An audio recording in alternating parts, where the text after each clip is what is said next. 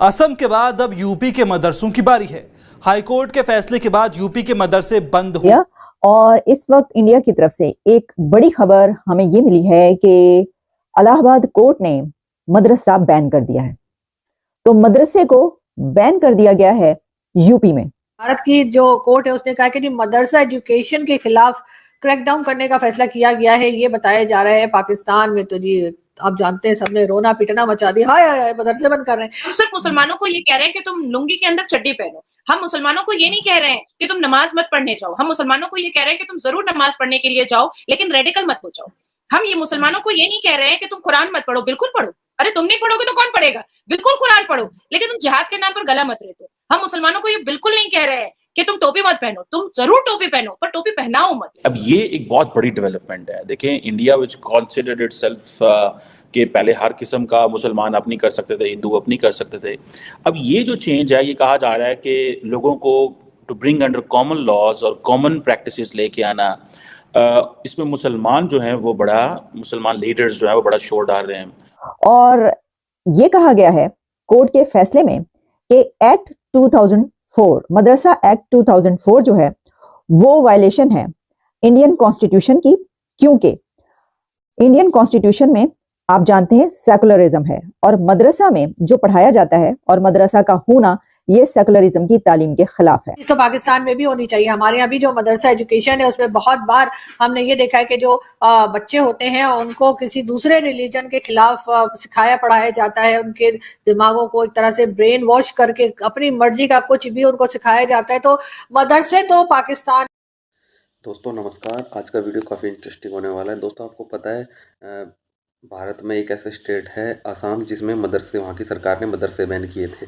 तो अब ऐसे ही मदरसों की एक्टिविटी देखकर भारत सरकार अब एक एक अलग जो राज्य सरकार है अलग अलग करके मदरसे बैन करने पे लगी हुई है। ऐसे ही अब मामला यूपी में आया है। यूपी हाई कोर्ट है जो इलाहाबाद में, उसने मदरसे बैन करने का आदेश दिया है जिसको योगी सरकार इम्प्लीमेंट करने में लगी हुई है। इसको लेकर पूरे पाकिस्तान में हड़कंप मचा हुआ है कि भारत मुसलमानों को जीने ही नहीं दे रहा है। वहाँ पे जो हमारे तालीमी इदारे हैं उनको बैन करने पे लगा हुआ है। इसलिए पाकिस्तान में ये बोला जा रहा है कि भारत में मदरसे बैन किए जा रहे हैं। कुछ जो लिबरल पाकिस्तानी ये बोल रहे हैं कि भारत बहुत अच्छा कर रहा है। दोस्तों एक बार पहले पाकिस्तानी मीडिया देखते हैं मदरसों के बारे में क्या बोल रहा है। मदरसास को बैन कर दिया गया है। मेरी नजर में ये एक बहुत अच्छी खबर इसलिए है कि हम एक अरसे से पाकिस्तान में ये रोना रोते हैं कि मदरसा की तालीम ने लोगों को कहां पहुंचा दिया और मदरसा को आपने लाकर तो पाकिस्तान के ऊपर एक तबाही ले आए। इसकी वजह यह है कि मदरसों के जरिए तालीम पापा के जिहादी बने और वो जिहादी इस वक्त पाकिस्तान को जहां पर लेकर पहुंच चुके हैं कि पॉलिटिकल पार्टीज के अंदर भी एक जिहादिज्म आ गया और जो यूथ है जो कि 60% से ज्यादा है उसके अंदर पढ़े लिखे एक्टिविज्म जिसको कहा जाता है वो करने वाले एक्टिविस्ट भी जिहाद का नारा लगाते हुए नजर आते हैं। उसकी वजह यह है कि वो मदरसा तालीम जो मदरसों में दी जाती है वो फैल फैल के बाहर दूर तक पहुंच चुकी है। तो भाई वाह, इंडिया ने तो जो ये काम है बहुत ही अच्छा किया। इसके ऊपर बड़ी आवाजें भी उठ रही हैं, हम उस पर बात करते हैं। अभी ये डिक्लेयर किया गया है कि मदरसा एक्ट ऑफ 2004 जो है वो टू बी अनकॉन्स्टिट्यूशनल और according to the court order वाला फैसला किया गया है।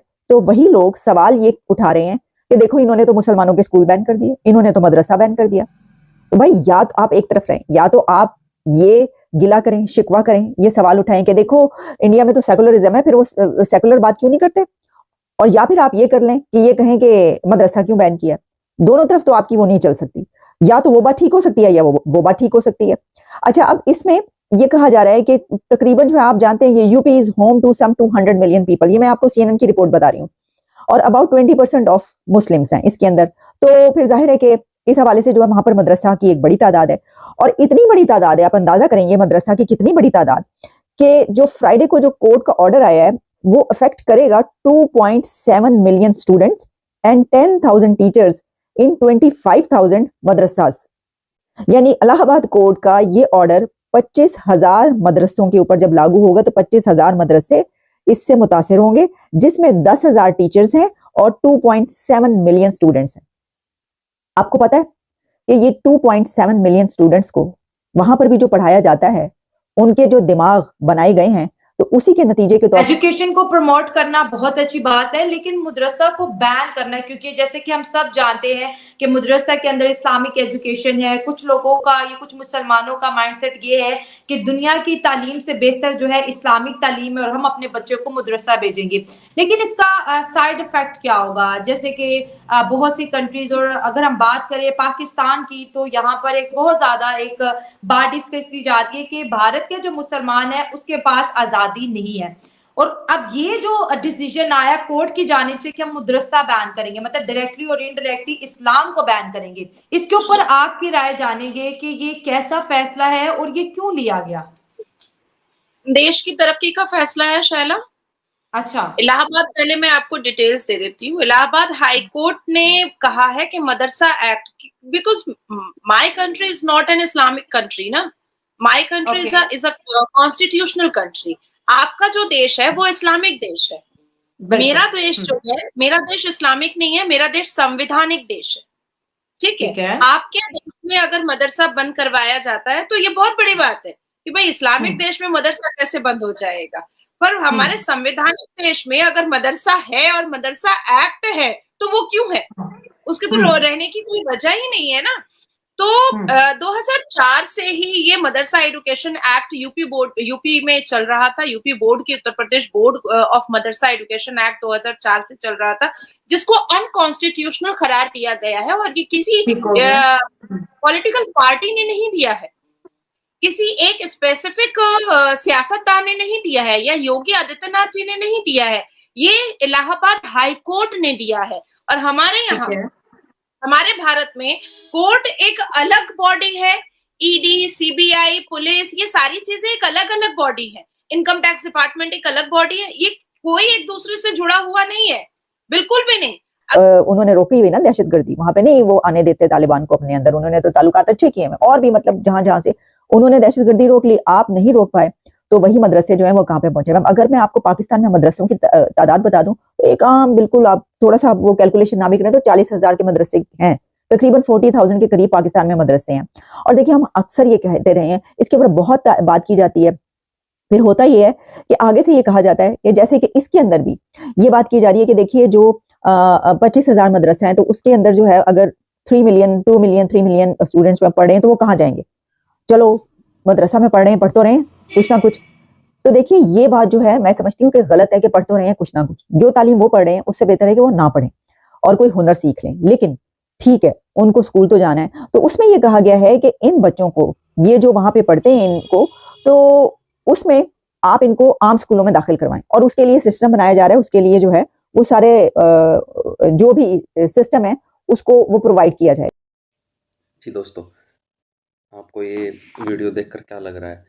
देखा आपने कैसे पाकिस्तानी मीडिया वाले भारत के मदरसे बैन को लेकर बात कर रहे हैं कि भारत में मदरसा बैन होने के बाद वहाँ के मुसलमान कैसे पढ़ेंगे। मतलब मुसलमान है जो सिर्फ मदरसे में ही पढ़ सकते हैं, जो दूसरे गवर्नमेंट स्कूल है, प्राइवेट स्कूल, जो दूसरे स्कूल है जिसमें हिंदुओं नॉन मुस्लिम बच्चे हैं वो पढ़ रहे हैं, मतलब वो पढ़ते नहीं है।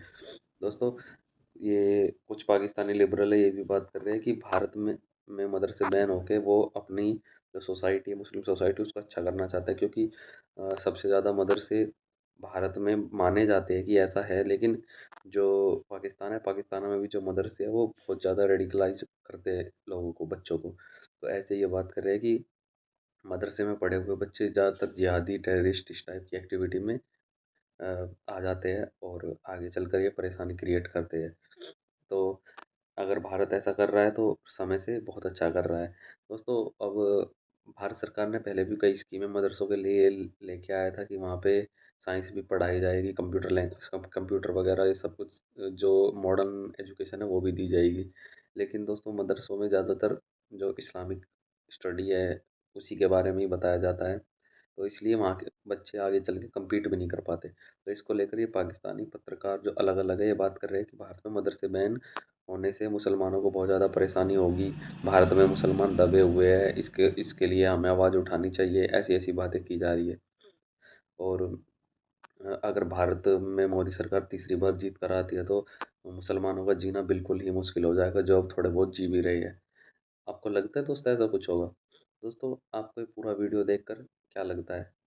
आप अपनी राय इस कमेंट बॉक्स में दीजिए हमें कि अगर मोदी सरकार तीसरी बार आई तो क्या मुसलमान सच में परेशान होंगे? इतनी ज़्यादा परेशानी क्रिएट कर रखी है मोदी सरकार ने। और आने वाली ऐसी वीडियो के लिए दोस्तों हमारे इस चैनल को सब्सक्राइब करना ना भूलें, क्योंकि हम ऐसी ही आपके लिए इंटरेस्टिंग वीडियो लाते रहते हैं। आपका वीडियो देखने के लिए बहुत बहुत धन्यवाद दोस्तों।